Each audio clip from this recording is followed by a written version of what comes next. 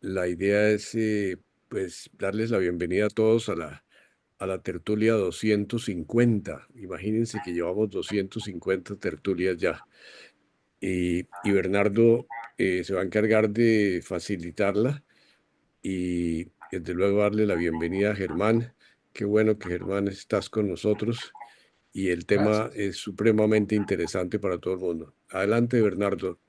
Voy a silenciar a todo el mundo para que Germán y Bernardo eh, liberen sus micrófonos.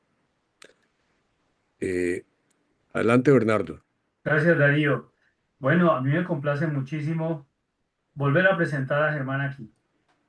Germán, pues, es muy conocido de todos nosotros, ya nos dio una charla muy interesante y hoy se ratifica como uno de los historiadores colombianos más experimentados. No es ninguna flor marchita, Germán. Sencillamente es un reconocimiento de tu trabajo. Por muchos años, decano de la Facultad de Ciencias Sociales de la Javeriana, un doctorado en Historia de América Latina y precisamente sobre eso se basa este trabajo que él hace ahora, entre la libertad y el orden, aunque se especializa en Colombia, pero ha tenido diferentes cargos desde la fundación. Yo te conocí cuando tú estabas en el Archivo Histórico de Bogotá. Nos encontramos o nos reencontramos, Ernesto, que hay.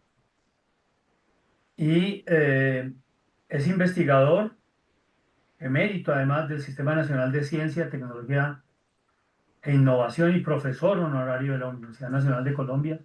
Por supuesto que además profesor de Historia en la Javeriana, etcétera. Hoy está dedicado felizmente a escribir y a gozar de la pensión. Por eso lo tenemos aquí y muchas gracias, Germán, de verdad. Te escuchamos en la perspectiva que tú quieras manejar. Listo, gracias Bernardo, Darío y ya, bueno, de nuevo buenas tardes a todos. Por aquí veo un viejo amigo que es Carlos Navarro, bueno, y todos los demás. Eh, Bien, para entrar en materia, entiendo, Bernardo, que tengo 45 minutos y después otros 45 para conversar. Lo que Pues, necesites, sí. pero ese es más o menos el hora para ajustarme al tiempo, entonces, perfecto. El, el, Cuando nos vimos la vez anterior, creo que fue el año pasado, ya ni me acuerdo, pero sí fue, creo que el año pasado. Estaba todavía escribiendo este libro, ya salió, ya está en librerías desde abril, se los, no se ve nada, pero es este, el, el, es una historia de la derecha en Colombia, es, está entre más cerca del ensayo que de la monografía histórica, pero tiene todos los rigores de la monografía histórica. Sin embargo, está escrito no para historiadores especialistas, sino para quien quiera leerlo, y esa fue la intención desde el comienzo. Ah, no, no, pues voy a hablar más bien de la derecha y centrarme en un momento de la historia contemporánea del país a propósito de esto. Y más bien en la conversación que tengamos después podemos profundizar y tener otros detalles. Yo creo y es como para formular el inicio, que uno de los grandes problemas, por lo menos que yo tuve, pero que veo permanentemente en los comentarios en televisión, en prensa o en fin, es lo rápido que hablamos de la derecha y el vacío de significado que pareciera tener. Cada vez que se quiere hablar de autoritarismo se menciona la derecha y se ha ido reduciendo la derecha a eso que se llama autoritarismo, algunos lo mencionan como fascismo, eh, sin decir muy bien por qué. eh, pero ciertamente el autoritarismo no es suficiente para entender la derecha, porque el autoritarismo lo tiene tanto las dos extremas son autoritarias por definición, y a veces el centro tiene una de las características, y es que puede llegar a ser no autoritario en el sentido literal de la palabra, pero sí la tendencia a que, por ejemplo, en el equilibrio de los tres poderes, privilegie el ejecutivo. O sea, hay esa tendencia al presidencialismo aún en todas las posiciones de centro en el país. Y esa era una de las preocupaciones, que entender por derecha, cómo poderla para poder hacer un trabajo sobre ella, eh, poderla controlar, el concepto, la categoría, de manera que fuera útil para un examen, una lectura de la historia del país desde ahí. Y lo mismo, no caer en esa rápida tentación de toda derecha es fascismo. No es suficiente, no es reductible.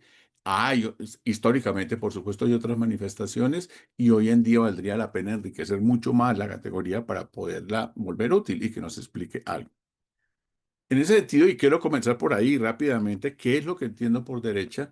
Eh, y es simplemente una formulación que me permite ser operativo en términos del estudio histórico. No digo que no tenga problemas, lo que voy a intentar explicar, pero espero que sea suficiente para aislarla de otras posiciones ideológicas y sobre todo en esa geometría política que va de la derecha a la izquierda, poder establecer unos sitios del centro hacia la derecha y del centro hacia la izquierda. Por supuesto, no voy a hablar de la izquierda, aunque permanentemente va a estar como referente porque la una no puede existir sin la otra. Yo encuentro y me sustento en lo que voy a decir en el viejo y famoso librito, bueno, no es tan viejo, de Bobbio sobre la derecha.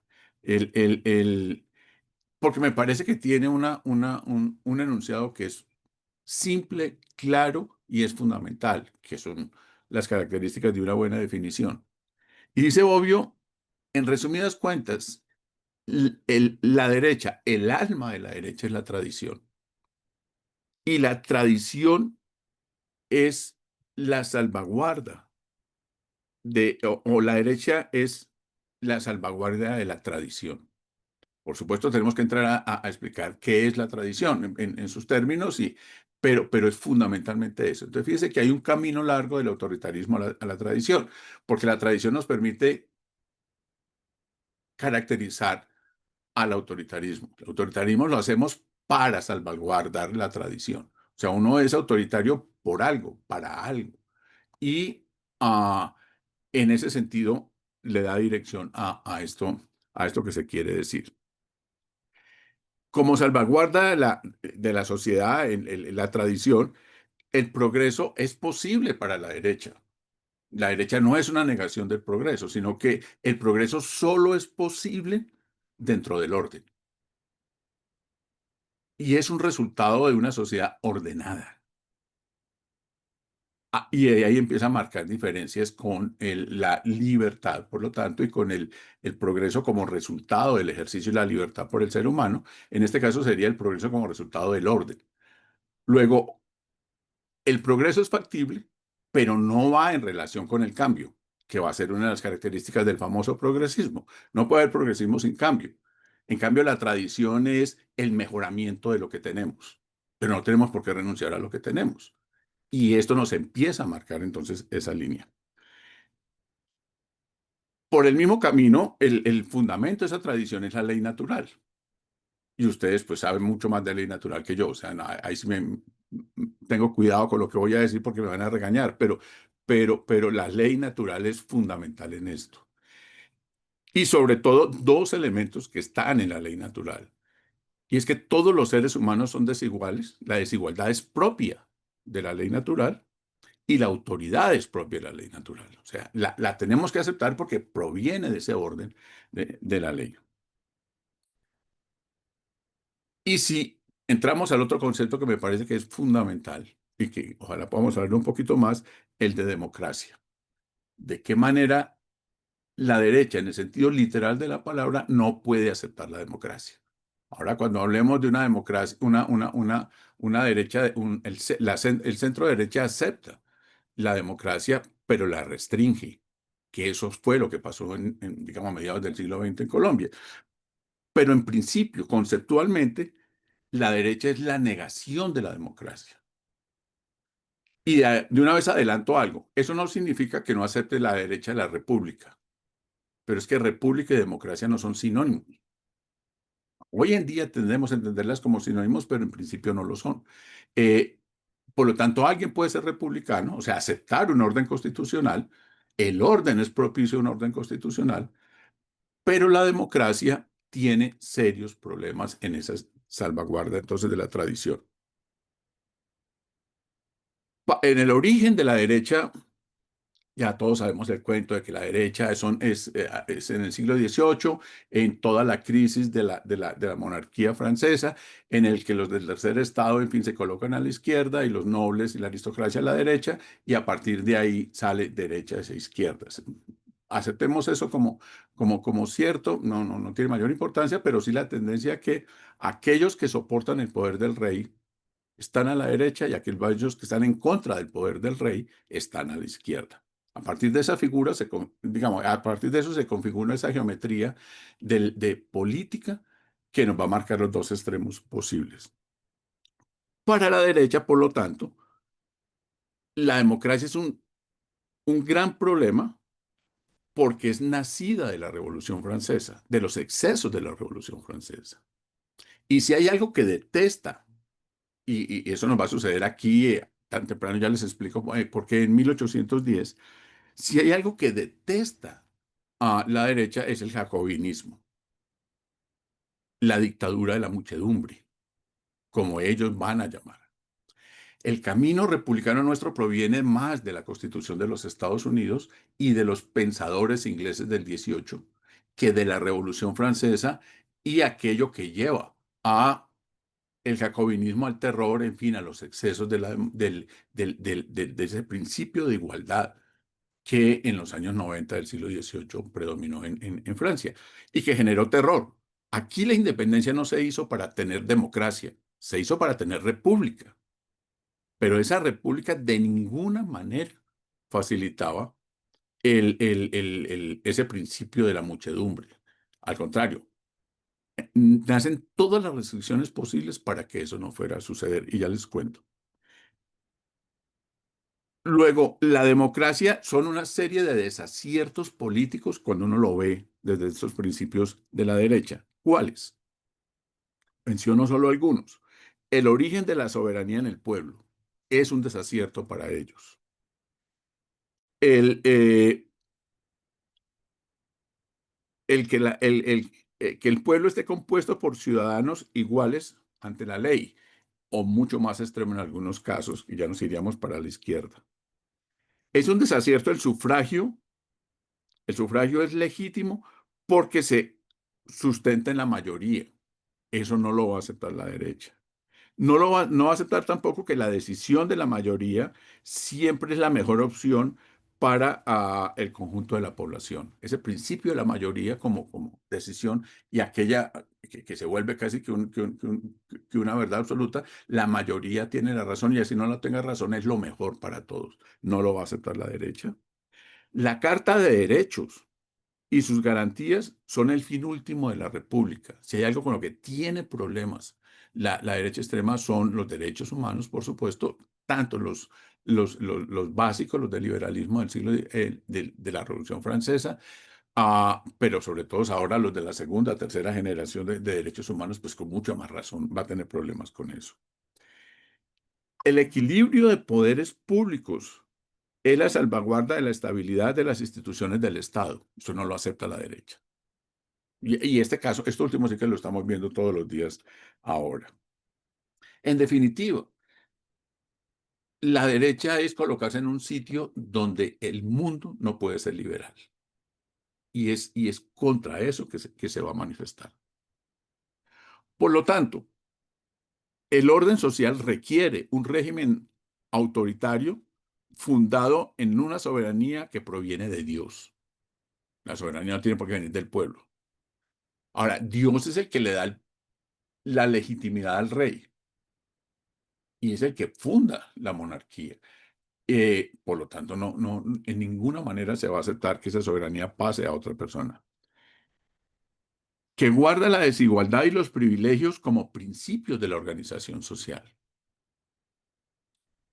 Que el gobierno sea ejercido por los más capaces y que el líder es el que encarna el Estado. Digamos, tratando de mantener esos principios básicos, podríamos entender que es la derecha. Por lo tanto, tradición es conservar. Y conservar es la condición del futuro y del progreso, que es con lo que comencé. La desigualdad, el orden, la propiedad y los valores y la moral del catolicismo en nuestro mundo serían entonces los contenidos de lo que, de lo que es conservar, de la condición de vivir. Bajo eso, entonces lo que yo hago con este intento, este ensayo de historia de Colombia, es, dicho lo anterior, ver cómo en diferentes momentos de los últimos casi 200 años, a 180 años, se ha manifestado estos principios. Como todo, nunca en la realidad se vive literalmente lo que acabamos de decir. Esto es una categoría analítica. Es algo con lo cual trabajar. Pero si uno lo mira ya desde lo que iba aconteciendo, pues esto toma diferentes maneras. Y yo lo que propongo en esta investigación fue abordarla desde tres como grandes momentos. Yo los llamo arenas porque realmente la derecha y la izquierda son campos en disputa. La sociedad es un campo en disputa, es una arena donde esto se va a debatir. Y propongo tres arenas que están en orden cronológico. La primera es la arena de la doctrina de mediados del siglo XIX a más o menos los años 20 del siglo XX. Lo doctrinal fue fundamental porque distinguir lo correcto del error fue fundamental. Las grandes disputas fueron doctrinales. Se llegó a las armas por ello, pero era doctrinal. Ah, y vamos a tener personas, ideólogos, científicos, escritores, una gran cantidad de personas que van a hacer de la búsqueda de la verdad, de la persecución del error, su campo de acción. Y esto no solo clérigos, sino laicos. Fueron mucho más extremos en sus posiciones doctrinales. Personas, por supuesto, el eterno mencionado que es Miguel Antonio Caro, pero si ustedes quieren toda la generación, y una gran generación intelectual de finales del siglo XIX en Colombia, muy concentrada en Bogotá, pero que está en otras partes, eh, eh, fue doctrinalmente, y ellos mismos se llamaron a sí mismos, doctrinariamente reaccionarios, intransigentes. Es que el nombre del partido era el Partido de los Intransigentes, como se autodenominaban ellos, porque la intransigencia es ante el error. Y por eso la intransigencia se vuelve un concepto positivo para estos doctrinarios de final del siglo XIX. Para nosotros la intransigencia es negativa, si estamos en el mundo liberal, pero no si uno está en el otro mundo. Luego, eh, para darle solo un ejemplo, quienes fundan la Academia Colombiana de la Lengua son todos conservadores intransigentes, todos, porque la defensa del idioma es la tradición. Y ahí digamos, es totalmente coherente los dos enunciados. La religión, o sea, los dos grandes legados españoles, la religión y el idioma son los fundamentos de la nacionalidad. Por lo tanto, la Academia Colombiana de la Historia, que aquí se crea en un momento en que se está disputando en España también esa disputa entre lo liberal y la monarquía, problema de los carlistas los de Cristina, que creo que es la reina, aquí tiene su contrapartida en este grupo. Y ahí está Pombo, ahí está Vergara y Velasco, ahí están los hermanos Cuervo, ahí están el Grot, una gran cantidad de personas, y no les he mencionado un solo clérigo, que los va a ver, por supuesto.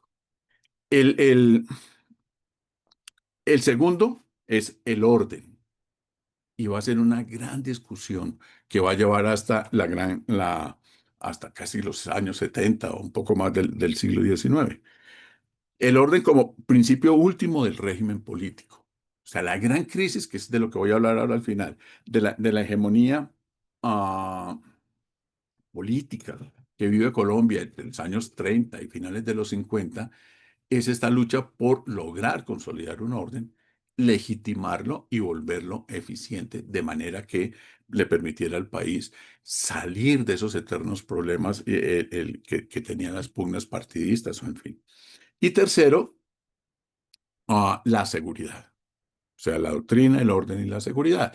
Y la seguridad que se vuelve dominante desde esta gran crisis de finales de los años 70 y los 80, que comienza los problemas entre guerrilla y su alianza con narcotráfico, a el problema del deterioro de las condiciones de vida urbana, que nos va a llevar de los años 80 en adelante a la gran propuesta de Uribe en el 2000, con la seguridad como aquello que debe volver a restablecer el orden, y por lo tanto las condiciones de la posibilidad de futuro del país a partir de entonces. Con base en esos tres, digamos, forma ya de hacer el puente a la historia colombiana desde estas nociones de derecha es que planteo el libro. Para redondear dos cositas simplemente de lo que es ese concepto de derecha, les había dicho entonces, hay que diferenciar entre república o entre republicanismo o democracia, eh, porque la república son las reglas que nosotros creamos para poder vivir la desigualdad, para que no genere un caos la desigualdad, para poder sustentar la propiedad, para poder mantener el orden moral divino. Y es a través de esta manera de entender la república y de evitar o limitar la democracia que este país se ordena a partir, creo yo, es una hipótesis, pero que me gustaría seguirla trabajando algún día, y es que Colombia construye un ciudadano que es ante todo un feligrés, por lo menos hasta los años 80 del siglo XX. Aquí la ciudadanía no es solamente la que proviene del reconocimiento de un sujeto político por la Constitución, sino que ese sujeto político, si Dios es el que rige la Constitución, termina siendo un feligrés. Y eso va a marcar mucho lo que nosotros somos mientras eso se pudo sostener. Yo creo que parte de la crisis de este momento es que se debilitó ese principio. Y por lo tanto, la derecha actual no ha sido capaz de darle coherencia al régimen. Y por supuesto, digamos, el centro, digamos, estamos medio perdidos en eso. Pero porque a nosotros nos toca ahora ser ciudadanos, en la medida en que el Estado es laico y la sociedad trata de irse ahí, pero venimos de una tradición larga, que la vivimos ya como crisis, en que nosotros como ciudadanos éramos feligreses. Bien. Y hay un elemento de la derecha que es, por supuesto, el conservatismo. La derecha se debate entre el monarquismo, el conservatismo y digamos, el catolicismo para nosotros. Y los principios básicos del conservatismo. Yo no entiendo a ver, la derecha no es sinónimo de partido conservador. Punto. No son sinónimos. Hay derecha en el Partido Liberal. Entonces, no es un monopolio del Partido Conservador. Y dentro del Partido Conservador hay gente muy a la derecha y gente hacia el centro que tendríamos que definir eso. Por lo tanto, la categoría conservatismo no es de partido conservador, va a estar en el partido conservador desde luego, pero no se reduce a eso. ¿Por qué?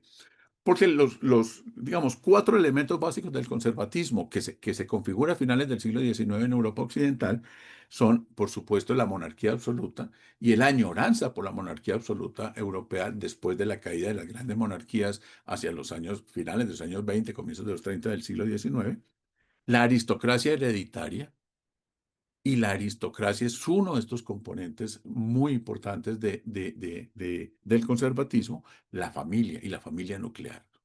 Por eso hoy en día estos derechos de tercera generación o más son tan combatidos por la derecha porque atentan directamente contra esta noción de familia. Y por supuesto, ah, el, el- el- la recuperación desde el Vaticano I del poder del papado sobre los regalismos. O sea, cuando el Vaticano logra zafarse de la tutela que tenía de los reyes, particularmente de España y Francia, y logra sobrevivir el gran embate de la constitución del Estado italiano, el Vaticano se convierte en, y va a ser muy fuerte y va a luchar con una gran fuerza por imponerse a los estados nacionales, a los estados republicanos. Pase la época de lo que estamos hablando, y aparece mucho en los documentos, en los discursos, lo que se llama el romanismo, lo que se llama los ultramontanos. Todo este grupo de personas que les estaba mencionando en ese momento son reconocidos como ultramontanos, o sea, aquellos que creen más allá de los montes, o sea, de lo que separa Italia del resto de Europa. El, el, esos elementos son los que van a estar detrás del conservatismo en Europa Occidental, que publica mucho y que aquí, no solo en Colombia, en toda América hispana por lo menos, fueron estudiados, leídos con cuidado, comentados hasta el cansancio, y va a fundar el pensamiento de toda una generación. Ahí no es en tanto difícil entonces encontrar a Rodó o encontrar que es de los más conocidos, o todos los que están con un pensamiento conservador, pero en el sentido de conservatismo en nuestra realidad. Bien, con eso voy a coger un momento en el libro hay 15, pero voy a coger dos o tres que están entre los años 1930 y 1950, porque quiero llegar al Frente Nacional para por lo menos dar unos enunciados básicos y poder conversar sobre eso. Son 30 años en la historia del siglo XX en el que se va a vivir una crisis de hegemonía política profunda, porque realmente estábamos como en el parto de dejar atrás ese siglo XIX complejo, que a su vez dejó atrás el antiguo régimen, pero nunca pudo hacerlo del todo, porque el monarquismo, porque la ley natural, porque la derecha lo impidió, pero definitivamente esa hegemonía política va a tener que ah, sortear las aguas revueltas de lo que fue la consolidación del capitalismo en Colombia, de lo que fue la consolidación de una sociedad burguesa, del nacimiento de una clase media urbana que va a predominar políticamente y que va a ser la que sostiene el régimen político, y el, el, que en su dinámica, que en sus fortalezas, va a tener que resolver los conflictos de estas transiciones, de estos cambios, que hicieron que las personas tomaran posición frente a esos cambios, ya fuera en la derecha, ya fuera desde la izquierda. Solo voy a hacer referencia a, a la derecha. Llegando a los años 30, y aquí pues me toca simplificar, se van a dar una serie de eventos que yo creo que son los que empujan la crisis de dos maneras. Una serie de eventos que tienen profundos impactos estructurales, o sea, que van a estremecer todo el armazón que se había logrado sostener en el país hasta ese momento, sobre todo el que viene de 1880 a 1930, ese medio siglo donde va a ser el conservatismo ideológico y luego el Partido Conservador, aunque profundamente dividido, el que dominó durante ese medio siglo. Eso es lo que va a cambiar. Y eventos que tienen capacidad de estremecer esa estructura fue, por ejemplo, ah, el, el, el, el gran impacto de la reconvención burocrática que significó el triunfo del liberalismo en 1930.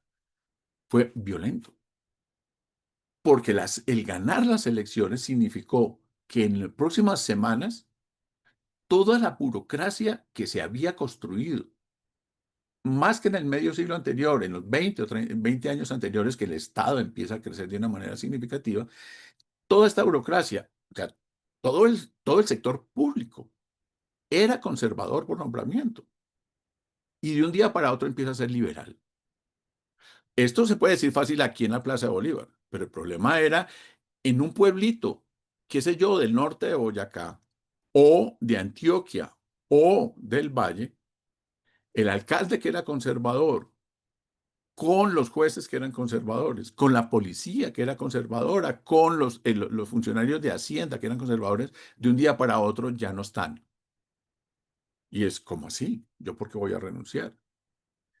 No todo el país es conservador, desde luego, Pero en los pueblos liberales, la posición respecto a la iglesia es más de ser anticlericales que ateos. En este país no ha habido ateísmo, creo yo, digamos generalizado, pero sectores anticlericales, muchos. El, el, el, el, esa reconvención burocrática fue brava y dio origen a una primera violencia que ha sido muy ocultada por los violentólogos, y era del año 30 al 40, del año 30 al 46.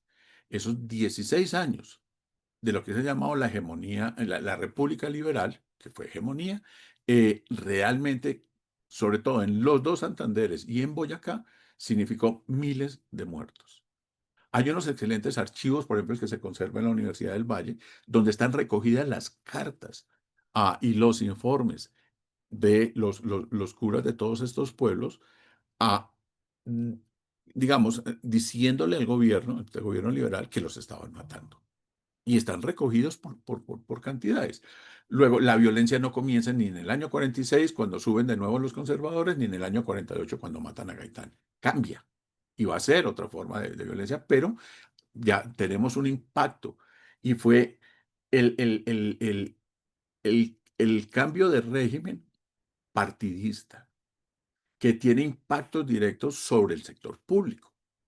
Porque nosotros hablamos de la violencia como si fuera simplemente entre el presidente de la República, entre los presidentes de la República o algunos miembros del Congreso. El problema es que eso se transmite por todo el sistema hasta el juez de circuito, de estos jueces de municipales, hasta estos tesoreros, en fin, que están en el último pueblito.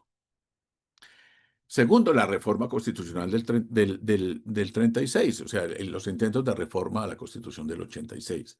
La primera, que fue más o menos potable, que fue la del año 10, y que quedó y que le quitó parte de los extremismos de la del 86 y aligeró la cosa, pero la del 36 iba detrás de asuntos fundamentales.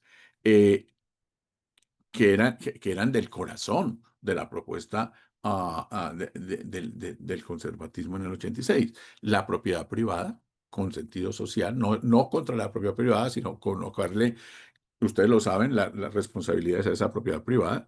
El intervencionismo del Estado, que eso ya es tocar un segundo especie de mito que no podía ser dicho. El régimen de tierras, por supuesto, y la separación iglesia-estado, lo que tiene una implicación directa sobre la educación. Debía estar en manos del Estado. No hay ningún problema con la iglesia, pero no se va a aceptar el principio del 86 o el principio que está en el 80, en fin, y es que el que viene del Vaticano, de la encíclica que da lugar al uso, en fin, y es que es un error considerar la relación iglesia-estado como una relación entre dos entidades iguales. Eso es un error a finales del siglo XIX, es un error doctrinal. Lo que va a decir el papado es que la Iglesia Católica, por mandato divino, está sobre el Estado. Es obligación del Estado cuidar, velar y proteger a la Iglesia porque es de un orden superior. Luego, aún en 1851, cuando se propone la fórmula de las peleas que ya se estaban dando en ese momento en las relaciones iglesia-estado, y que se va a proponer en ese momento que la relación debía ser cada quien en su ámbito, no va a ser aceptada. Repito, es considerada un error. Por lo tanto, cuando se propone la separación iglesia-estado de nuevo en la reforma del 36, pues es un anatema que no puede ser aceptado de ninguna manera y tenemos que corregir esa desviación. Es también un impacto estructural muy fuerte que estas reformas no pudieron cuajar.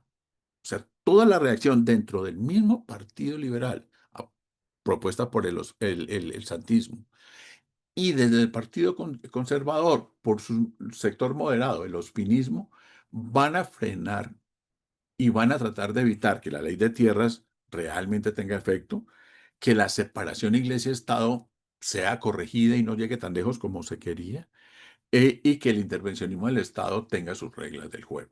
De acuerdo que de todas maneras estamos en el 36, venimos de el año 30, la crisis del 30 y lo que fue el New Deal y la propuesta del liberalismo que interviene en la economía, que fue la gran herramienta de Roosevelt, Roosevelt, Franklin Delano, en ese momento. Y aquí se está aplicando esos principios. Por supuesto, el impacto del 9 de abril va a ser muy grande. Eh, Ahorita hablamos, y si tengo tiempo, de que el gaitanismo no fue tan fuerte como uno se lo imagina, pero el impacto del 9 de abril sí. Pero al mismo tiempo, otras manifestaciones muy radicales dentro del Partido Liberal, como fueron las guerrillas del Llano. El hecho de que hayan propuesto las leyes del Llano en el año 52 y que se hayan creado soviets en algunos pueblos de Colombia, asustó hasta a los mismos liberales. Carlos Lleras Restrepo trató de controlar eso, ese monstruo que habían creado en su lucha contra el conservatismo. Eso va a causar terror en la hegemonía liberal de esos momentos. Y por supuesto, el cierre del Congreso en el año 49 por Mariano Espina y el régimen de Laureano Gómez a partir del año 50 hasta el 53. Un segundo nivel de eventos que van a causar un impacto en esta crisis de la hegemonía es la lucha del conservatismo por regresar al poder.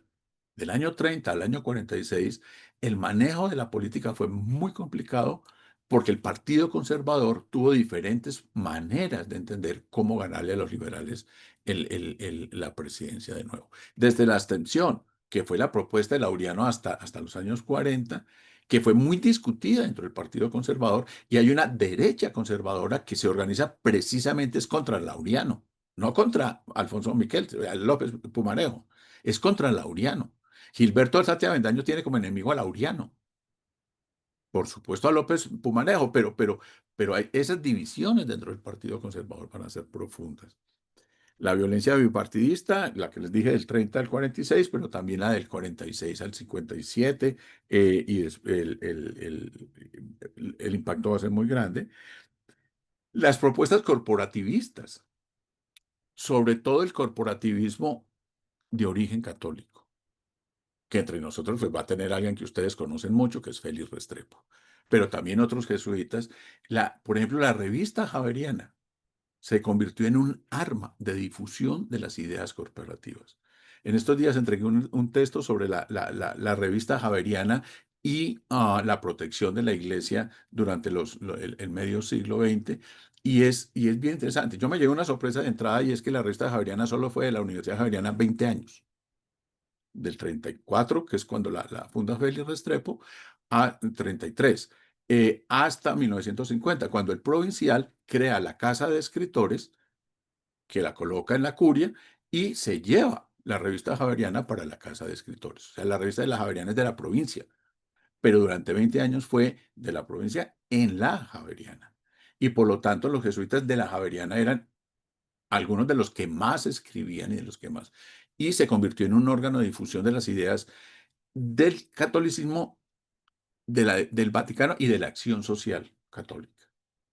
Vicente Andrade fue uno de los que más escribió, en fin, porque era el sitio donde se estaban manifestando. Ah, y hay un capítulo en el libro que lo titulé precisamente Cristilandia. Cristilandia es una conferencia de Félix Restrepo en el 51, que es maravillosa. Es muy interesante leer la conferencia. Ah, fue muy comentada. No fue la primera vez que se habló del corporativismo, vienen hablando desde finales del siglo XIX, porque era buscando, en muchas partes se va a convertir en cooperativismo, o son distintos el cooperativismo y el corporativismo, pero van de la mano como la propuesta de la iglesia a la contradicción capital-trabajo y al sindicalismo clasista para la propuesta de un sindicalismo que fuera de consenso y la organización de la sociedad con base en los que son ricos y los que son pobres, pero nos podemos entender. Y todos estos principios de la caridad, en fin, que van a estar detrás de todos estos principios. Y bueno, y los movimientos guerrilleros que ya mencioné. La, Esta situación va a hacer que explote los dos partidos, liberal y conservador, en múltiples organizaciones y que aparezcan organizaciones por fuera de los partidos. De hecho, el partidismo, dentro de los partidos aparecieron disidencias, pero a su vez ah, surgieron insurgencias, o sea, ya gente que se organizó por fuera. Y vista desde la derecha, estas disidencias o estas insurgencias fueron a la presencia en el país de grupos de camisas pardas, de grupos de camisas negras, de grupos de falangistas o camisas azules. Se organizaron, algunas bajo el control de líderes de los partidos o claramente por fuera de ellos cuando eran extremos. En estos días han estado saliendo varios libros de lo que fue el nazismo, sobre todo el grupo de Barranquilla, en Antioquia estuvo y asociado también al periódico El Colombiano, en fin, conservadores que se vistieron de camisa pardo, de camisa negra. En el país se dio. Algunas veces Gilberto Alzate, el mismo Álvaro Gómez, algunas veces hicieron el saludo a la ramana. Eh, no se los cobra, se los han cobrado mucho más de lo que estaban haciendo en esos momentos, porque no creo que lo hayan sido ideológicamente convencidos de ellos, en parte por algunos problemas. Es que Laureano Gómez no podía ser nazista porque es católico, no podía.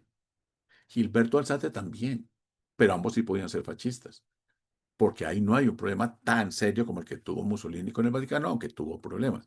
Eh, ¿Por qué todos terminan en el falangismo en España? Porque no tenían el problema religioso. Era claramente en defensa de la religión católica, no, que se da todo esto. Va a aparecer la ANP, la Acción Nacional Popular. Ese es un movimiento creado por Gilberto Alzate Avendaño por fuera del Partido Conservador entre el año 37 y el 39.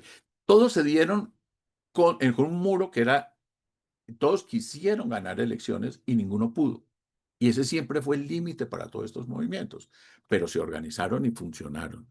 La APEN, que es sumamente interesante, la Acción Patriótica Económica Nacional del año 35, que intentó participar en las elecciones de finales del año 35 para los cuerpos legislativos del año 36, ah, el, el, el, eh, ah, fue un fracaso. Fue el mismo año en el que el movimiento de, de, de, de Gaitán fracasó también en las elecciones. Pero la APEN está formada por los grandes industriales y, comerciales y comerciantes del país. La APEN es un movimiento de clase alta, liberales y conservadores, es bipartidista y nunca pretendió pedirle a la gente que renunciara. No era un movimiento, digamos, de partido en ese sentido, sino que reunía porque era proteger los intereses de la clase alta colombiana en estos momentos de aguas revueltas. De la APEN va a salir después, no se lo inventa, pero va a salir lo que hoy llamamos el Consejo Gremial. Está directamente relacionado.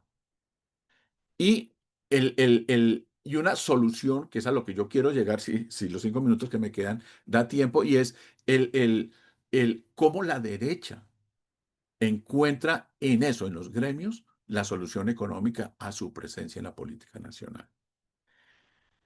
Por supuesto, el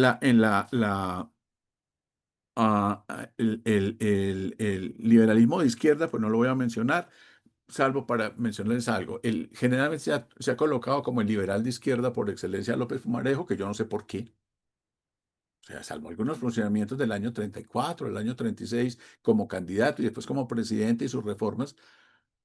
En estos días, y se los recomiendo, salió un libro muy importante sobre Gabriel Turbay. Ah, el presidente que no fue, se llama. No me acuerdo ahora de la Olga algo. Sumamente interesante.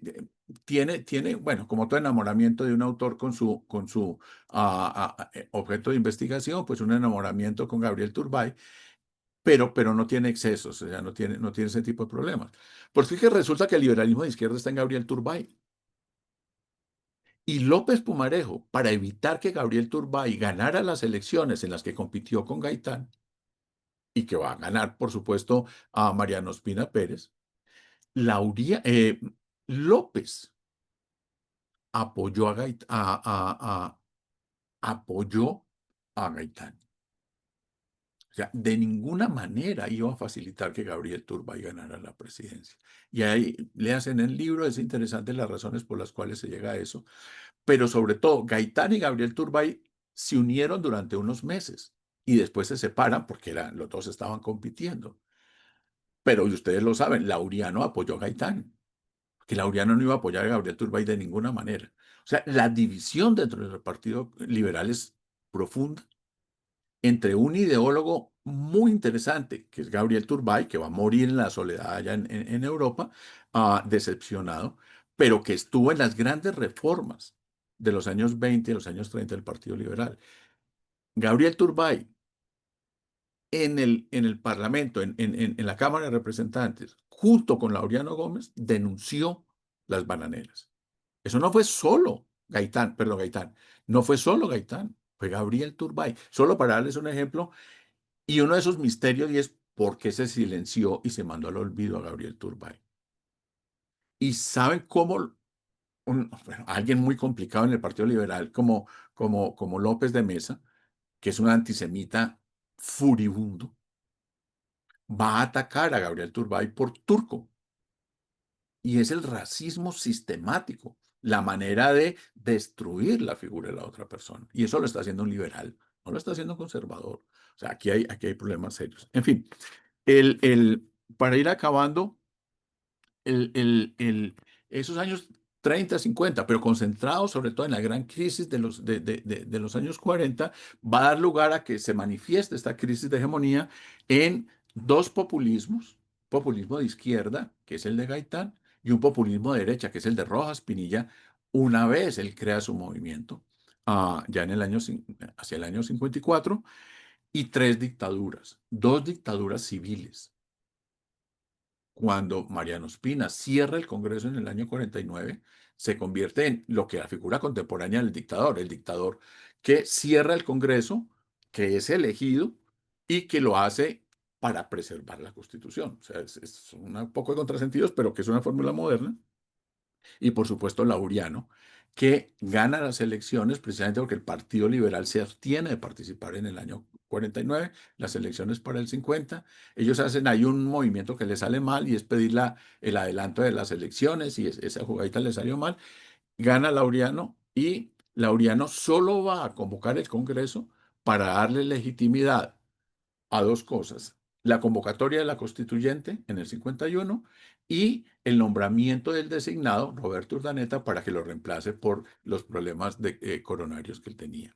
Pero nunca más se vuelve a gobernar con el Congreso. Se va a permitir que el Congreso está, y esa es una manifestación clara no solo de la crisis, sino del recurso a cerrar el Congreso y manipular las Cortes para poder gobernar. Ah, y esta situación se da, y con esto termino, en medio de dos situaciones más grandes que implicaría que conversáramos mucho más rato, pero que la dejo por lo menos mencionada. En un país que se convirtió en un país de clase media, urbana, profundamente urbana, que ha bebido de las mieles de la vida urbana, del cosmopolitismo, de la existencia de universidades, de sistemas de salud, en fin, que van a hacer que hacia los años 50 y 60 esto sea una maravilla, con todos los problemas que ustedes quieren, pero esto es muy distinto de lo que era el año 900, por decirlo de alguna manera. De la modernización del Estado, porque el empujar el Estado para resolver estos problemas se hizo cada vez más necesario. Digamos, en esta envoltura, en esa crisis de hegemonía, la gran solución fue el Frente Nacional.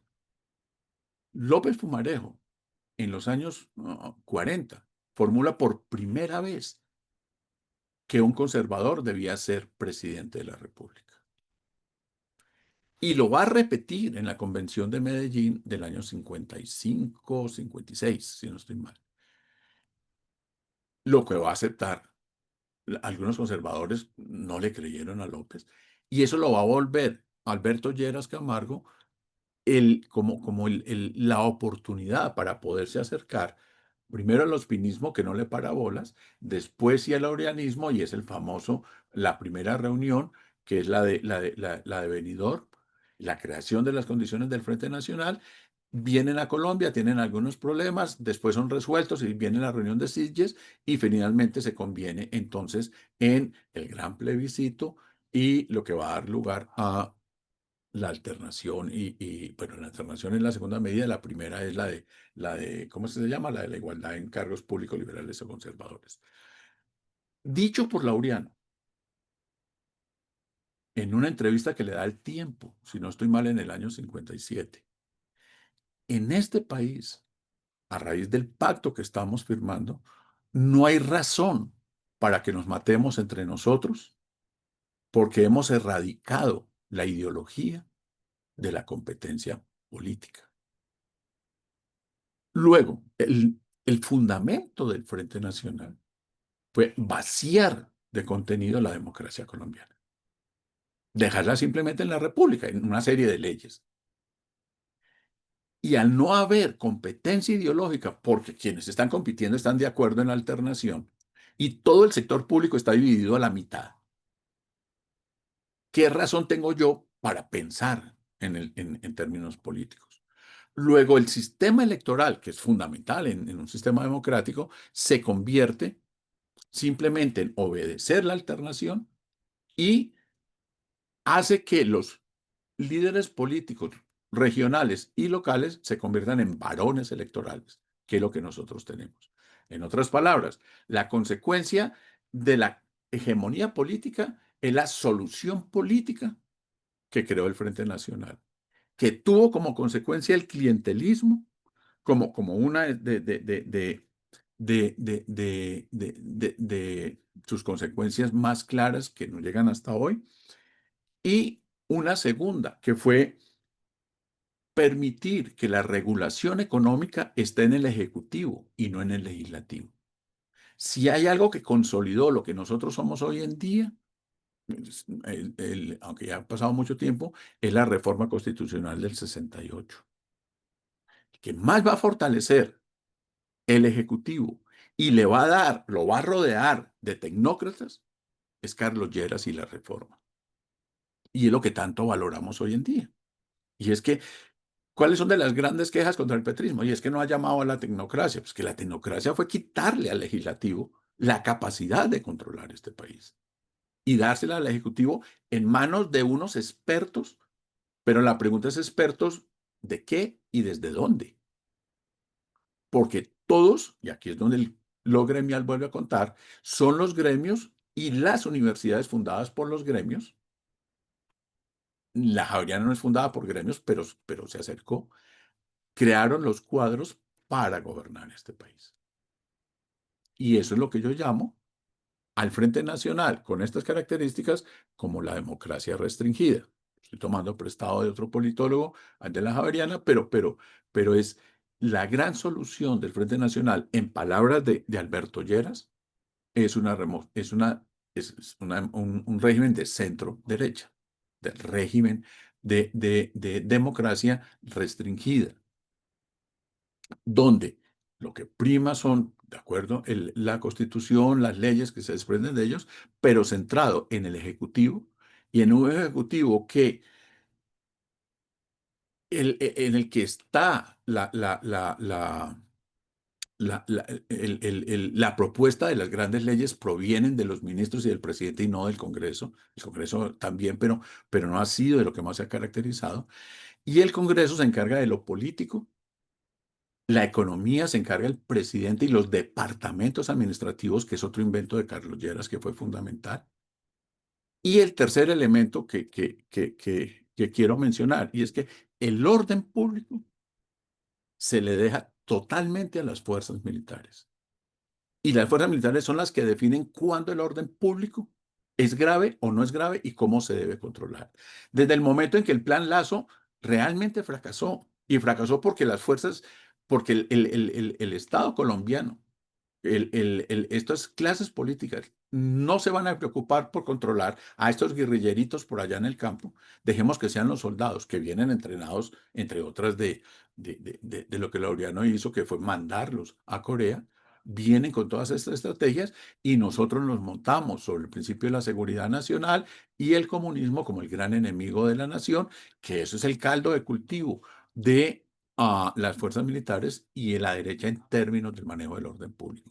Y sobre eso vamos a construir lo que fueron este país hasta finales del siglo XX, comienzos del siglo XXI, donde lo vamos a tener con otros elementos. Bien, yo creo que, Bernardo, dejo ahí para que conversemos, para aportarme bien, porque podíamos seguir conversando más largo sobre todo esto, pero creo que tenemos comentarios. Muchas gracias. No, pues, ¿qué podemos decir, Germán? Esa es interesantísimo. Lástima el poco tiempo, pero la mejor solución es comprar tu libro.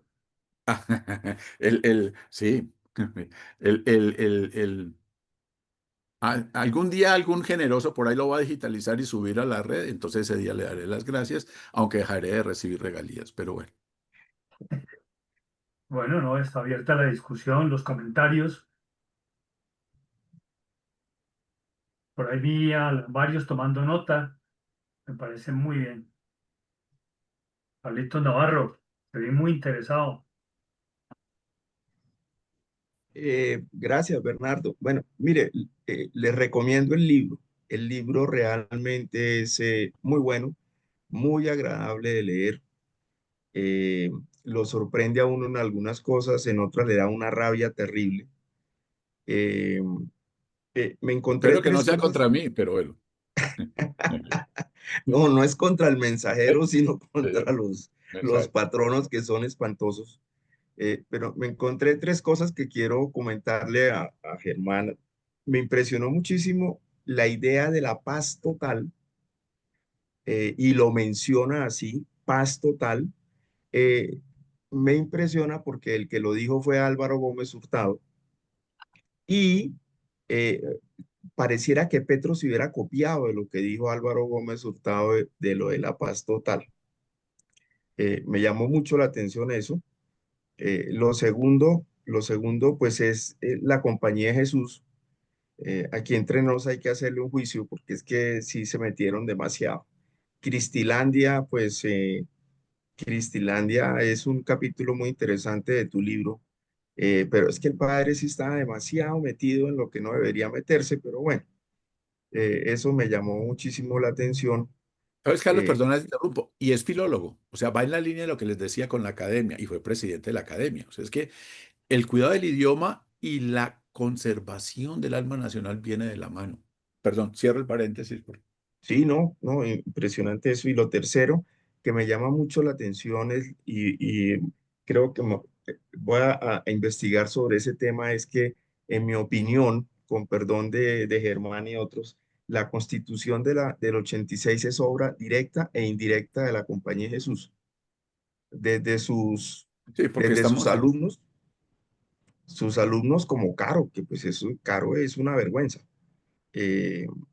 Eh, Hasta una figura muy interesante que es la de Monseñor José Teléforo Pauli Vargas, el primer obispo jesuita de Bogotá, que es, ese sí que entendió bien lo de San Ignacio de entrarse con la de ellos para salirse con la de uno.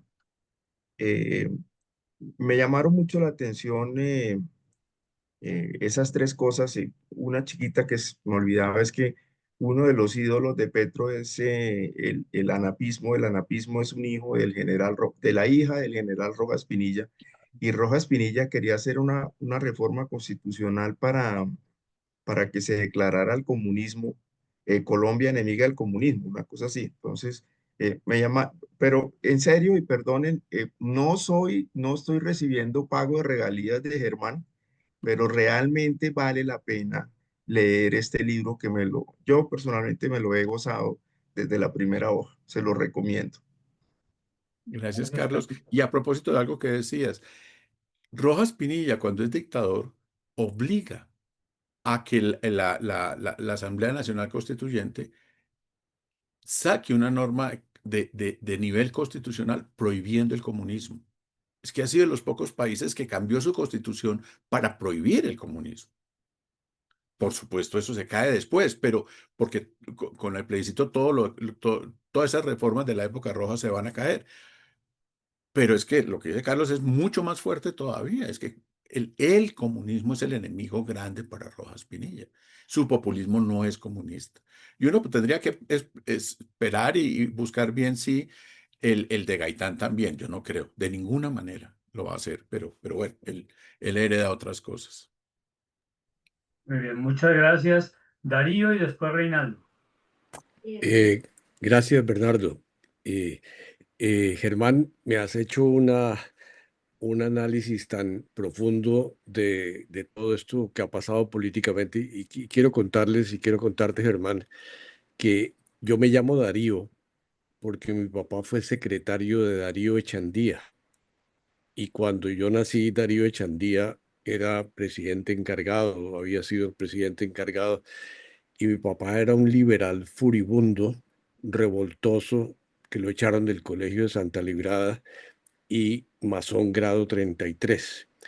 Y cuando yo le dije a mi padre que yo quería ser jesuita, entendí la reacción de él de respetarme, pero absolutamente convencido de que los jesuitas eran lo peor del mundo y que los jesuitas habían asesinado al general Uribe Uribe y que los jesuitas eran esto y esto.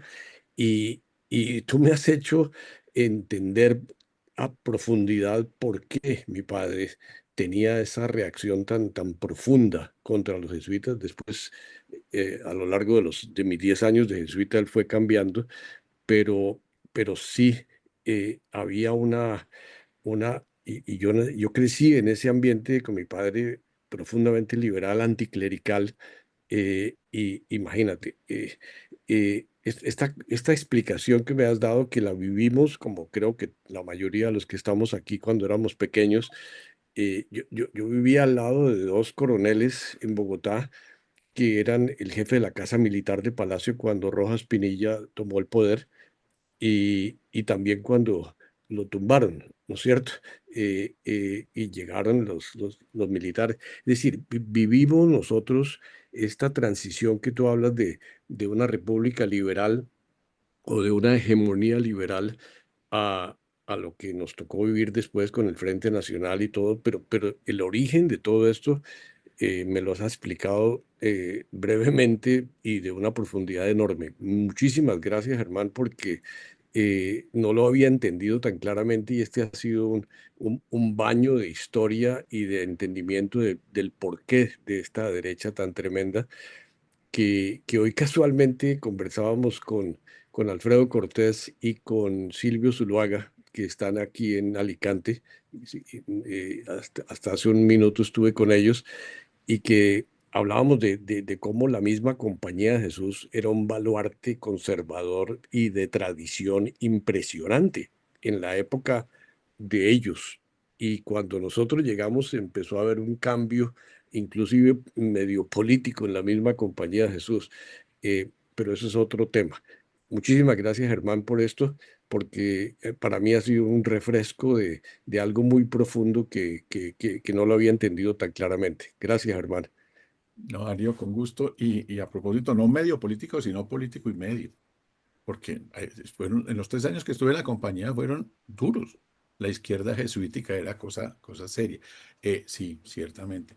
Y bueno, Darío Echandía daría para conversar largo el por qué nunca pudo llegar a la presidencia, pero qué pasó dentro del Partido Liberal y las competencias que hay adentro, y porque Darío estuvo mucho más hacia Echandía, hacia la izquierda que hacia la derecha liberal, ciertamente, pero hubo más. Digamos, ¿por qué Darío Echandía?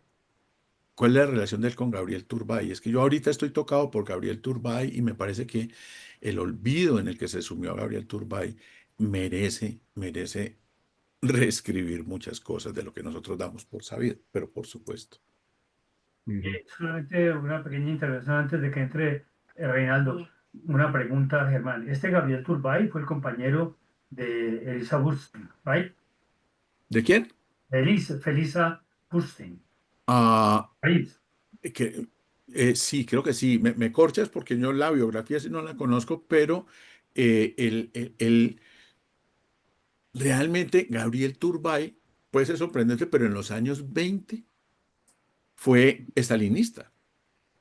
Él se va a arrepentir de eso muy rápido, pero es que él estuvo militando y él renuncia, por supuesto, al estalinismo y lo va a ver como un grave problema, pero no a posiciones dentro de la democracia pero hacia la igualdad. Sus propuestas económicas, sus propuestas políticas son muy interesantes. Vale la pena estar. Me corchas con lo de la Felisa Bornstein, pero no sé qué tanto, pero sí sé que él muere eh, París. en París solo, en un hotel. Es que es una muerte de esas trágicas, y yo creo que de depresión, porque Bueno, es que los ataques acá por Turco fueron violentos, fueron de una virulencia y fueron sus compañeros. O sea, uno esperaría que Laureano lo hiciera, pero es que lo hizo López de Mesa y lo hizo gente dentro del liberalismo de un racismo violento por el apellido Turbay. muy bien, muchas gracias. Sigue Reinaldo y luego hay otra pregunta por ahí. Y después Hernando y luego Gabriel. Retomo, Germán, lo que decía Darío. Para mí esto ha sido una escuela política intensísima. Nunca había conocido esta parte de toda la historia de Colombia tan bien estructurada y explicada como lo has hecho. Mil gracias, porque ha sido realmente una develación de historia que no había tenido oportunidad. He vivido mucho tiempo fuera de Colombia, entonces estoy muy desvinculado de todo lo que ha pasado políticamente allá, fuera de las noticias internacionales, etcétera. Yo lo que quisiera es hacerte una pregunta un poco teórica, si es posible responderla, y es la siguiente.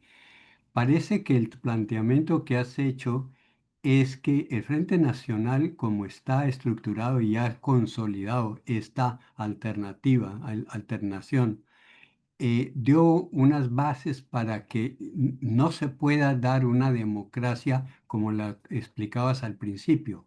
Es decir, ¿crees tú que en el futuro cercano pueda Colombia políticamente ir a una mayor equidad de participación civil de la común y corriente de los con derechos ciudadanos individuales del hombre, etcétera, etcétera, o tiene que esto seguir prolongándose indefinidamente hasta que haya un cambio en la mentalidad al interior de los partidos políticos, los dos, liberal y conservador? No sé si es, me hago Sí, sí, sí, te claro. entiendo. Yo creo que digamos, te respondo desde dos lados. Uno, a mí, mirando hacia lo que ha sido los años recientes y hacia el futuro, me preocupa mucho más el alto nivel de la abstención, porque es que las manifestaciones de las clases medias colombianas son de, como dirían los ecuatorianos, que me importismo.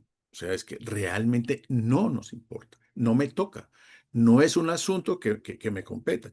Entonces, la gran debilidad, creo yo, de la democracia colombiana y del sistema político colombiano no es que estemos confrontados y que, nos est- que estemos polarizados, que lo que están polarizados son unos líderes políticos, pero la mayor parte de la población que no es militante, lo que pasa es que 20.000 personas hacen mucha bulla, pero 20 millones o 15 millones que son los que se están absteniendo no hacen bulla.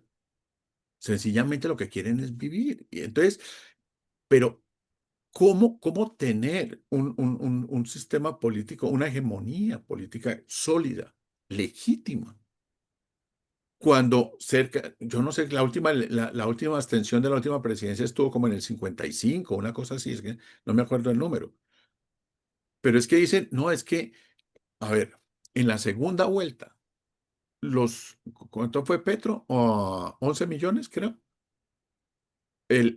Son menos, o sea, el 80%, el 70%, el 51% que fue con lo que ganó, es el 51% de menos del 50% del electorado colombiano. ¿Cuáles son los números reales en Colombia? Yo comienzo el libro por ahí y lo comienzo confrontando lo que fue el no en el año 16 con la victoria de Petro en el 22, porque ambos generaron el mismo problema y es sustentarse en el principio de la mayoría para convertirlo en generalidad del país. La diferencia por el no fue 80.000 votos. La diferencia entre Petro y el otro, no se sabe cuál de los dos locos más, pero fue de 800.000 votos, pero con una abstención de más de la mitad. Entonces, lo primero que te digo es que el mal nuestro está en que las clases medias están por fuera de la política partidista. Y eso es consecuencia directa de la gran solución del año 57, Sí. porque el Frente Nacional se montó bajo el principio de que lo mejor es que no se participe políticamente en el país. Salga y vote. Ese es un varón electoral. Y que el voto tenga un precio. El precio es un tamal o es un bulto de cemento. Pero el precio no es pensar. Muy El, bien. entiéndame, no quiero decir que no haya personas. Lo que quiero decir es que no es la mayoría. Entonces, creo yo que la gran solución de Laureano y de Alberto Lleras fue vaciar el sistema político de pensamiento para que la hegemonía no tuviera conflictos. Y eso es lo que dijo Laureano en esa entrevista. A partir de ahora hay paz porque ya no hay razón para matarnos. ¿Por qué? Porque es que no se piensa. No hay necesidad de pensar. Cuando pensamos, los unos y los otros nos matábamos. Pues no nos matemos. Listo. Pero lo que matamos fue la democracia del país. Visto desde ahora que es fácil. Siempre es muy fácil hablar del partido cuando se ha terminado. Pero de eso vivimos los historiadores. Nosotros jamás contamos el cuento del comienzo. Es regla de oro para un historiador, y sino que lo diga Carlos, es que nosotros sabemos el final de la telenovela. Eh, Nosotros no contamos la historia desde el comienzo, lo contamos desde el final. Eso se los cuento aquí entre nos. El, el, por eso es que podemos hacer análisis, porque uno hace el análisis digamos, desde la consecuencia, no desde la causa. Y uno le va a buscar causas a la consecuencia. Es parte del truco, pero por eso yo me arriesgo a decir, el gran problema actual es que somos hijos del Frente Nacional, que fue visto en el año 57 como la solución. Y todos se vanagloriaron y todos se felicitaban y todos se abrazaron, pero medio siglo después estamos ante un problema sumamente serio. No sé si te contesté, pero creo. Gracias, gracias. Ujú. Además nos ilustras mucho, Germán. Tienes, Hernando, sigues tú y luego Gabriel. Germán, muchas gracias. No, señor.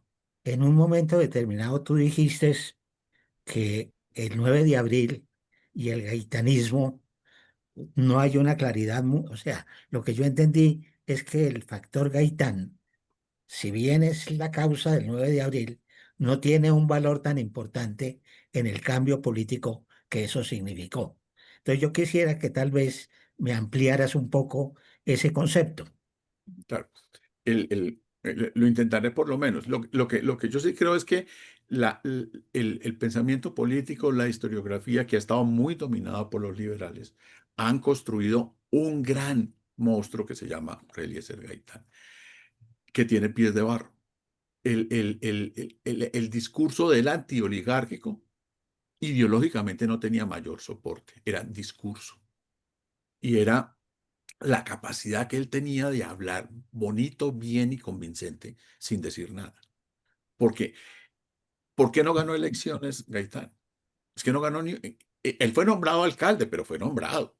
En ese momento no se nombraba alcaldes por votación.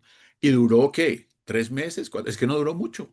El único cargo de gobierno que él tuvo que renunciar rapidito, lo sacaron de rapidito. Entonces, Gaitán nunca gobernó, nunca supimos para bien o para mal, pero nunca supimos qué era ser gobernados por Gaitán. Eh, pero ese es el privilegio del mártir, que necesita la sangre y estar muerto para poder ser divinizado.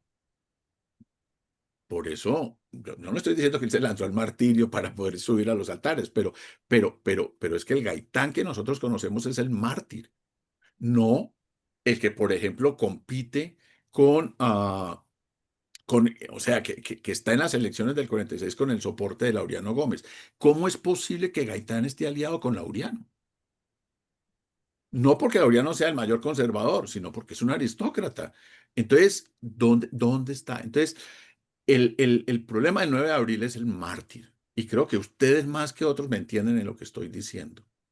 Y es la importancia del mártir para llegar a los altares.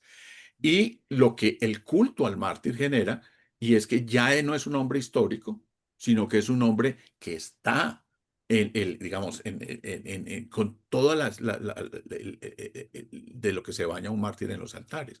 Entonces es una figura muy complicada, muy difícil, que está pasando el tiempo suficiente. Afortunadamente, miren, hoy en día, les voy a contar rápidamente, han sucedido dos cosas muy importantes. Hay buenos libros sobre Laureano, porque es que los historiadores no trabajaban a Laureano Gómez y los conservadores eran vergonzantes, que fue un pecado de los conservadores por mucho tiempo.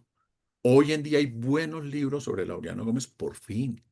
Hoy en día podemos hacer historia de la regeneración y del final del siglo XIX y han salido cosas excelentes, porque es que ya los historiadores nos quitamos de encima esa prohibición de hacer historia sobre ellos, porque era condenarse en vida. Que un historiador hiciera un buen trabajo sobre Laureano es que era un vendido. Y eso pasó. Quien no hablara bien de Gaitán era sospechoso de ser de la derecha extrema, de ser un conservador, un historiador fracasado, todo vendido al sistema. Hoy en día no. Entonces, lo que quiero decir con esa frase que dije es, el gran problema que nosotros tenemos con Gaitán es que es un mártir en los altares. Y lidiar con una figura así es muy complicado en términos de la investigación histórica. ¿Por qué? Porque es que las preguntas que se hacen sobre Gaitán provienen desde el martirio y no desde su trayectoria política anterior. Y hoy en día se están empezando a trabajar su vida política anterior, que es la que necesitamos conocer. Ahora, que el país cambió en el 9 de abril del 48, hombre, pues sí, la matanza y lo que sucedió en Bogotá y en otras partes del país fue muy grande, pero la crisis es anterior. O sea, la crisis, por lo menos las crisis vienen, si la queremos llevar al mínimo, a la caída del Partido Liberal, pero no en las elecciones del 46, sino en la renuncia de López, en las acusaciones que tenía López de corrupción. O sea, ¿por qué renuncia López a la presidencia? ¿Por su hijo? Esa la dejo como pregunta porque yo no voy a hablar mal aquí porque no tengo las pruebas, pero dejo, o sea, lo importante es sembrar la cizaña, ustedes verán qué hacen con ella. Ojo, ¿por qué le hacen el golpe militar en Pasto? Pero el golpe militar de Pasto es el que tiene buena propaganda. Hubo como 15 intentos de golpe de Estado en cosa de un año. Es que lo tenían azotado a López Moreno. O sea, ¿qué estaba pasando en el país? O sea, la crisis no es el asesinato de Gaitán. El asesinato de Gaitán es parte de esa crisis. Ahora, que salga a decir lo que dijo la Iglesia Católica y, por supuesto, la Compañía de Jesús, que lo mataron los comunistas, pues lo mataron. Ahora, los liberales bueno, muchos liberales dijeron que fueron los comunistas, pero los comunistas dijeron que fueron los conservadores. Entonces, lo mataron. El, el, el, eh, eh, pero la crisis, digamos, él no es la crisis, su asesinato.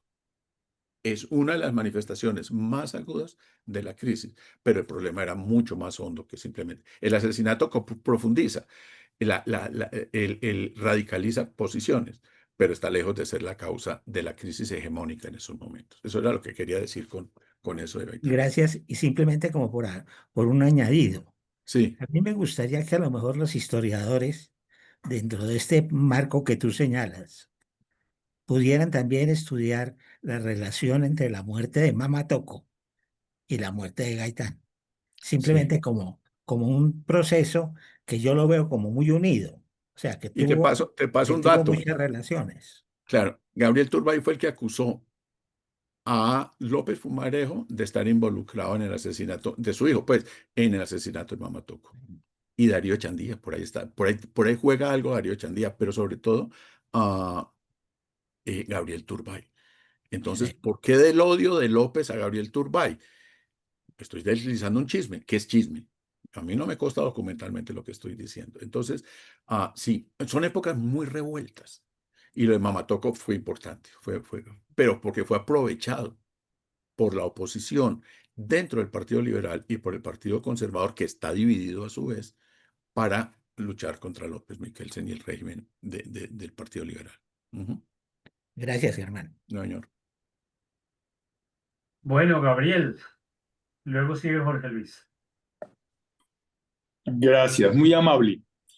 Germán, excelente y muchísimas gracias porque fue muy claro, muy explicado y muy bueno para todos el haberte oído. Y como tú eres una persona que conoces tan bien el país y que lo has estudiado tanto, que lo sabes tanto, me gustaría hacerte dos preguntas que para nosotros, los empresarios, son muy importantes. Es, ¿hemos manejado bien toda la crisis de Petro? ¿El país ha logrado manejar bien la crisis de Petro? ¿Y qué va a pasar después? ¿O seremos capaces de salir del problema? Esas dos preguntas. Si lo hemos manejado bien y seremos capaces de salir del problema.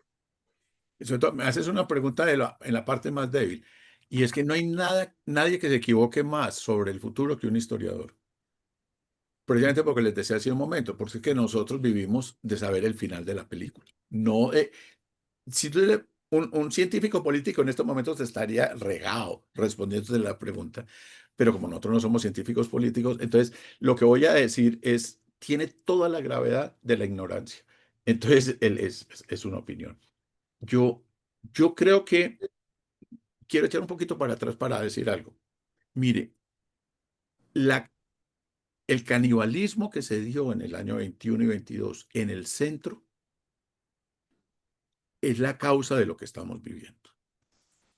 Y es increíble que los egos, el afán de poder, en fin, en ese amplio sector del centro haya permitido que a segunda vuelta hubieran llegado las dos personas que llegaron. Si lo de Petro, yo creo que no, por lo menos en mi opinión, a ver, una cosa es Petro la persona. Yo no voté por Petro porque no me aguanto la persona. No estoy hablando de sus ideas, aunque separar las ideas de una persona es absurdo, pero es que como ser humano es imposible que uno, pero es mi opinión. O sea, les digo mi posición. Pero y Rodolfo Hernández a veces es un buen ejercicio contrafactual. ¿Qué sería de, primero, no estaría él porque ya se murió, si hubiera muerto, entonces estaríamos en manos de la vicepresidenta que podríamos estar mucho mejor. O sea, ahí sí, pónganos a adivinar. Pero, ¿qué pasó en el centro que hizo que este país en segunda vuelta? Entonces, los 15 voticos de uno contra los otros 15 voticos hizo que los que no tenían mayor cantidad de votos, de todas maneras, tuvieran muchos votos. Entonces, por ahí sí te respondo. El futuro está, que qué es lo que se está hablando hoy en día y lo que están intentando, en que si de los magnífico que haya tanto candidato tan temprano, pero si no se decanta en uno o dos muy fuertes, de nuevo vamos a estar ante dos personas que en segunda vuelta nos lleven a quién sabe a dónde. Con algo que no hubo tanto en las elecciones del 22 y fueron los outsiders. Y ahora nos estamos llenando de algunos outsiders con fuerza, sobre todo los que vienen de la extrema derecha. Este paisa por ahí que está hablando de balines es el que no hay que. O sea, aquí todo se arregla a balazos y aquí no hay ningún problema. Yo les vengo a solucionar esto. Y se presenta como empresario, que es lo que a mí me asusta. Nosotros los empresarios sabemos solucionar problemas. Yo me arriesgo a decir algo. Miren, el gran conflicto que hubo entre Trump y, ¿cómo se llama este otro señor? El loco este, el de Tesla. Eh, eh, Musk. sí, ¿cómo? Musk. Musk, que empiezan de amores y terminan en lo que terminan. Lo que creo yo que hay ahí es el conflicto entre dos sistemas, entre dos maneras de ver el mundo.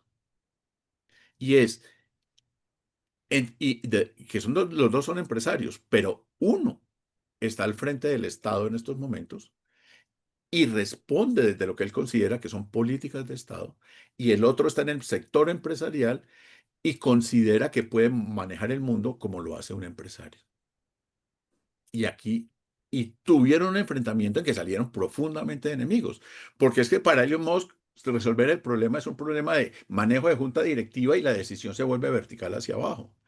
Pero Trump, por Trump que sea, es un presidente que tiene que lidiar con un partido, que tiene que lidiar con un sector público, que tiene que, y, y creo yo que la reculada de él es por eso. Entonces, no sé si por ahí me entiendes por dónde va mi respuesta. El problema es que estamos, como hicimos con la tecnocracia, porque uno es un experto en algo es más sabio en el manejo del Estado. Y ahí puede haber una equivocación. Y es que el Estado no es una empresa.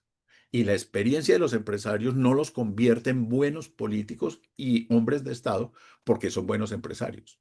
Hasta ahora no se ha dado. Para contestarte, entonces, digamos, no veo por qué un buen empresario sea un buen presidente. No veo la relación entre el uno y el otro. Que sea buen presidente de su compañía es lo que esperaría la compañía y él. Pero el país lo que espera es un hombre que conozca el país, que sepa de política. Estoy hablando de economía política, estoy hablando de manejo del conflicto, relaciones de consenso, de cómo construir espacios políticos de encuentro. Y los empresarios no necesariamente se encuentran ahí. Entonces son mundos distintos. Te pongo como ejemplo el conflicto, en una hipótesis, del conflicto entre Musk y Trump, que sí fue muy interesante. Cómo alguien en semejante enamoramiento, en cuestión de semanas, se odiaron y se odian profundamente. ¿Qué fue lo que pasó? Yo creo que reducirlo es siempre el problema de egos, que los dos los tienen enormes, bien, pero esto fue dos modelos del manejo del Estado y de la política, donde algunos de los outsiders que están apareciendo en Colombia con ese modelo, yo vengo y le soluciono esto en 3 días. Si con toda la experiencia empresarial, que tampoco creo que sea mucha de Trump, no lo ha podido hacer, mucho menos un empresario, cuando tenga que relacionarse, o sea, el ideal del empresario sería cerrar el Congreso, porque es que le va a estorbar. Es que la tendencia de los empresarios es a la derecha, no a la izquierda. De una. O sea, ¿qué nos hace pensar que son más demócratas que, al contrario, están acostumbrados a tener la razón y a gobernar con ellos? Entonces, espero que no sean muchos y muy fuertes los que vengan. No sé si te respondí y me supe eludir la pregunta, pero creo yo que no por ser empresarios es mejor y no ser por ser políticos es mejor, pero Mira, gobernar sin experiencia y en el conocimiento profundo del Estado y la sociedad que tiene el Estado es un gran error.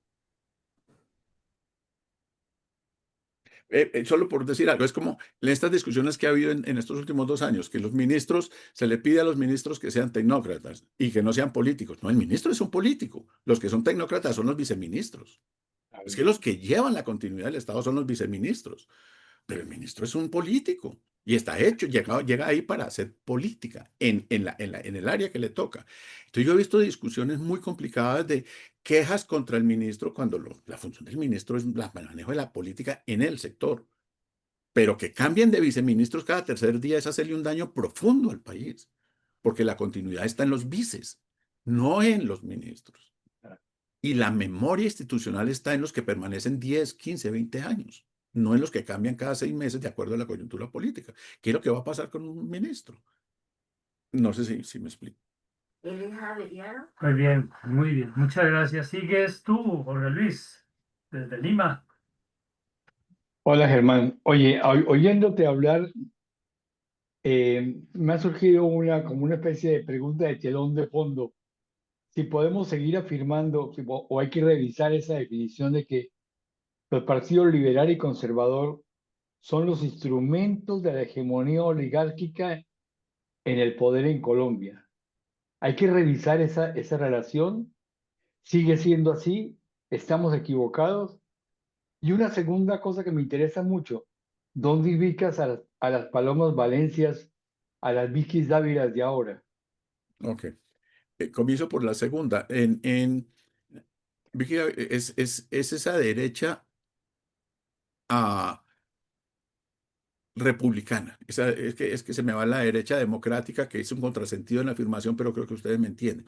Es la derecha que acepta el gobierno desde la Constitución, pero que encuentra en el armazón, en la estructura del Estado, serios problemas para poder hacer lo que ellos quieren. Entonces, ¿quiénes son los primeros que se le van a atravesar? El Congreso y sobre todo el judicial.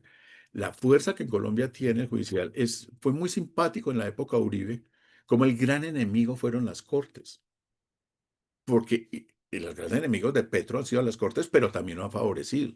O sea, las Cortes han hecho su trabajo Y ellos no son neutrales ideológicamente, porque yo creo que eso no existe.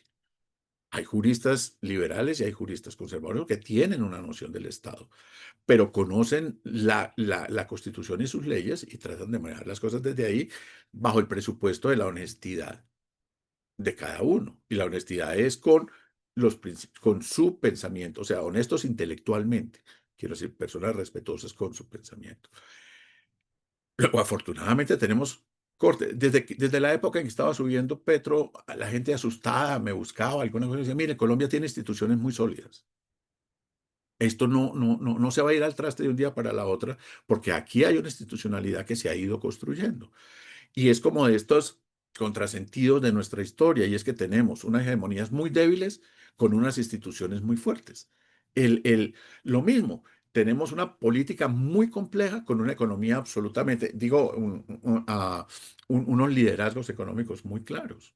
Entonces, ¿por qué? Porque es que se le quitó al manejo político la economía del país y se le pasó a los tecnócratas. Pues eso fue el Frente Nacional. Literal es la reforma de Carlos Lleras que les decía. Yo creo que liberales y conservadores, la distancia ideológica que hay entre los dos es muy poca y se podría buscar más bien vía esa frase, y es que es la oligarquía, pero es que como ese discurso proviene de la oposición, a veces yo no entiendo muy bien cuál es la acusación final, porque no todo liberal es un oligarca, no todo liberal es un empresario rico, no, o conservador es un empresario rico, porque liberales y conservadores hay en la clase media y hay en sectores populares. Pero sí me pregunto si hay unas grandes y profundas diferencias, o sea, espacios ideológicos que sean distintos entre lo uno y lo otro. Me explico, que tengan proyectos del país distintos. Y lo que yo no veo en los partidos, en estos dos, aunque hay como 30 y pico, o sea, es que parte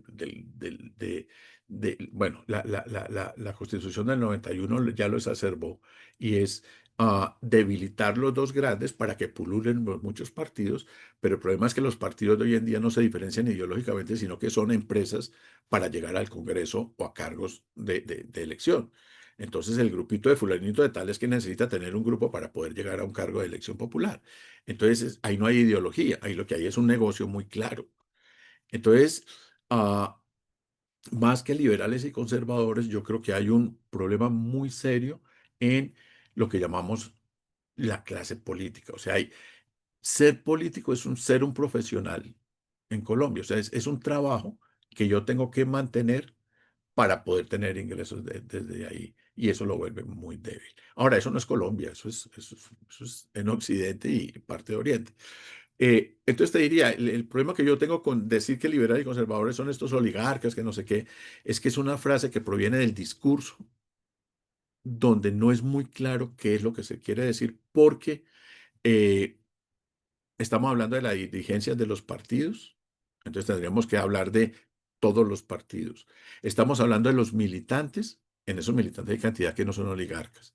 Entonces, eh, eh, es puro discurso y es discurso juliero, o sea, es discurso electoral y que no tiene mayor contenido como tal. Eh, y ahí es donde a veces lo que me preocupa, por ejemplo, pusiste el nombre de Paloma Valencia o la otra del Valle, la Cabal. El, el, es que es una derecha sin contenido, sin pensamiento profundo. Yo anoche viendo la Luciérnaga en televisión y que estaba Paloma Valencia ahí, al final como que trató de decir algunas cosas que tenían contenido programático.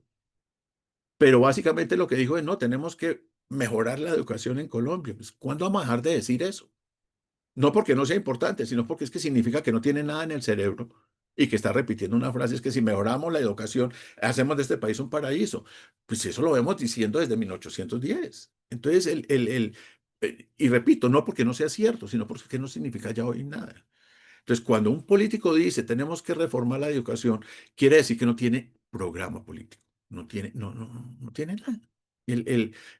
Es un juicio mío, pero está. Entonces, el problema que yo veo en la derecha política, en esa derecha que es de centro, porque acepta las reglas digamos, formales de la democracia en un vestido republicano, es que no tienen un programa político que no sea distinto a lo que les decía, la defensa de la propiedad, la defensa de la familia, la defensa de que somos desiguales, ese tipo de cosas. Con un agravante, porque eso sí se lo escuchaba a la Cabal, no se lo escuché a la Paloma Valencia, y es que tengamos, que proviene bueno, yo no creo que sea copiado del movimiento Vox en España, todo eso, pero ojo con el LGTBI, ojo con la igualdad de género, ojo con porque hoy en día, y esto sí proviene de los ideólogos duros de derecha, la gran batalla es cultural, es impedir que se acabe la diferencia entre hombre y mujer, la familia nuclear, los principios que hace ¿cómo así que los ríos tienen derechos? Esos son exabruptos que no. Esa derecha sí tiene claro cuál es el enemigo. A mí siempre se me olvida cuál es el autor este argentino que es famoso y que ha escrito tanto últimamente. Es el último libro que tiene. Caparrós, ¿Cuál? Agustín Caparrós. Laje.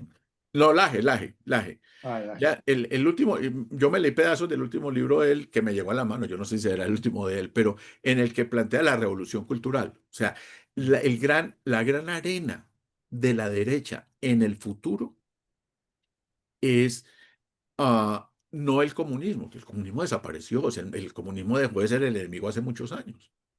El gran enemigo es lo que proviene de las reformas europeas del 68 en adelante. La libertad, la igualdad, los derechos, todo este mundo que se ha ido construyendo, ah, se considera que es el error de hoy en día y que debe ser combatido. Y ese sí se lo he escuchado, no muy fuerte, a estas personas que están en el Congreso de la derecha, y que ahí sí, yo creo que en sectores medios y altos de jóvenes y personas que piensan así.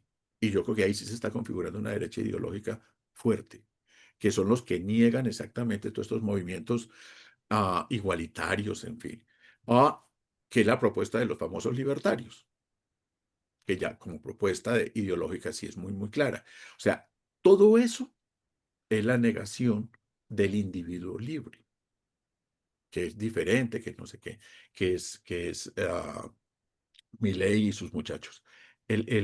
Creo que hay, y es una tendencia, yo no sé si está en Vicky Dávila, pero algunos hay cercanos, siempre van a proponer que es que mi propuesta es Milei, tratando de pescar con ello votos.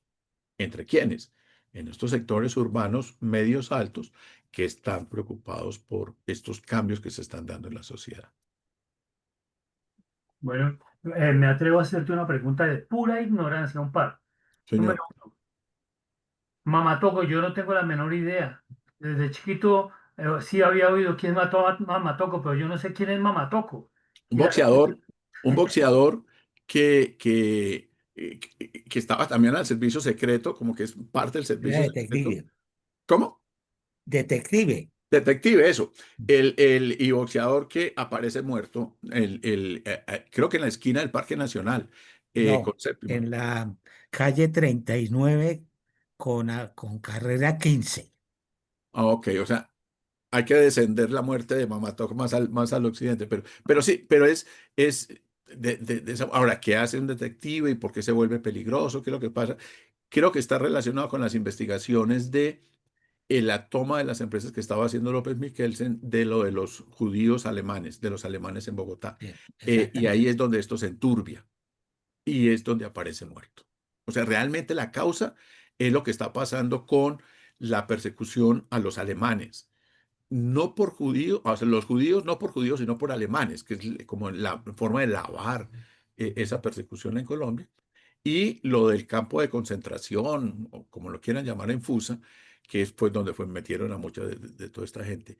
Y cómo se apoderan de las acciones de estas empresas. Hay unas investigaciones en curso, entiendo que Mamá Toco está por ahí metiéndose en la grande y aparece muerto de un día para el otro.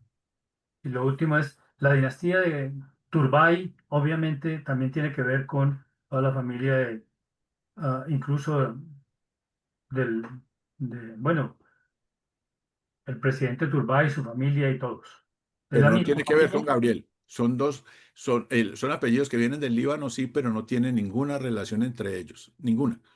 Creo que si buscan por allá, 500 años, 600 años, tarde o temprano, todos somos hijos de los mismos. Son dos ramas completamente distintas. Sí, sí, sí, sí, sí. No tienen nada que ver. Es más, el Turbay es muy joven, apenas iniciándose en la política. Hablo de Julio César para el momento en que es candidato Gabriel. Y no hay ninguna relación, salvo que ambos son liberales. Sí. Ok, eso es todo. Darío, te toca. Gracias, gracias, Bernardo, y gracias, Germán. Yo creo que ha sido una reunión extraordinaria, de una claridad y de una vivencia histórica formidable. Yo sí quiero no solo agradecerte, sino de nuevo, si podemos tener acceso a tu libro, creo que más de uno estará interesado en leerlo. Eh, eh, Mil gracias, Germán, y los quiero invitar a todos, incluyendo a Germán y a todos los que están aquí, a la reunión de la semana entrante. Tenemos una reunión muy especial porque hemos tenido acceso a la novela de Javier Cercas, El loco de Dios en el final del mundo. Y ha habido muchísimo interés. Hay varios artículos escritos en el blog nuestro por algunos de nuestros colaboradores. Y en general en el mundo, un libro que apareció antecitos de la muerte del Papa Francisco, que da una imagen supremamente interesante y distinta, y cuantas personas la han leído han manifestado que se cautivan con el libro. La semana entrante vamos a hablar sobre eso. Es una reunión que no tenemos ningún invitado, somos todos invitados a los que la hemos leído, y vuelvo a decir, si hay alguien que no la ha leído y está interesado en leerla, es solo que me ponga un mensaje virtual, eh, y, y con gusto le mandaré una edición virtual que nos llegó para el fin de esta reunión. No queremos diseminar una edición virtual sin otro objetivo. Eh, pero sí, ese va a ser el tema. Los que quieran participar, por favor, preparen 5 minutos, sus comentarios, máximo 10, pero va a ser un diálogo, un coloquio entre nosotros sobre las impresiones del libro, lo que causaron en cada uno de nosotros, y poder tener un aprendizaje mutuo con respecto a este tema. Eso es lo único que quería avisarles. Después tenemos otras tertulias listas para el final del mes. eh, Hemos llegado a 250 tertulias con esta, y creo que tenemos campo para muchas más. Agradecerte, Germán, de nuevo, y agradecerles a todos por su excelente participación hoy en temas que siempre son diversos. Adelante, Bernardo. Solamente quería comentarle lo siguiente. El próximo 22 se va a lanzar en la Universidad Javeriana el primer volumen del Archivo Histórico del Colegio Mayor de San Bartolomé. Me invitaron. Espero que estés allá, Germán. No sé si Carlos, pero me parece importantísimo. Y yo quiero invitar al padre Jorge Enrique Salcedo para que luego, él está dirigiendo esa investigación, nos dé una charla sobre los hallazgos. Me parece muy importante. Ahí está la historia nuestra. Ahí está el nacimiento de la Compañía de Jesús, Colegio Mayor de San Bartolomé, Universidad Javeriana y toda la obra colonial de la compañía de la cual hemos hablado en alguna ocasión, la gran hacienda, etcétera, la botica de San Bartolomé, Carlos, etcétera. Les comentaré. Muy bien, muchísimas gracias a todos por su participación, y de nuevo, Germán, muchísimas gracias por tu libro, por tu presentación. Nos vemos la semana entrante. Ojalá todos hayan podido leer el libro y tenemos un coloquio sobre ese libro que ha causado tanto impacto entre todos. Una feliz noche para todos. Muchas gracias. Gracias, hasta luego, muchas gracias. Gracias. Luego. Chao. Hasta Gracias, luego. Germán. No, muchas gracias.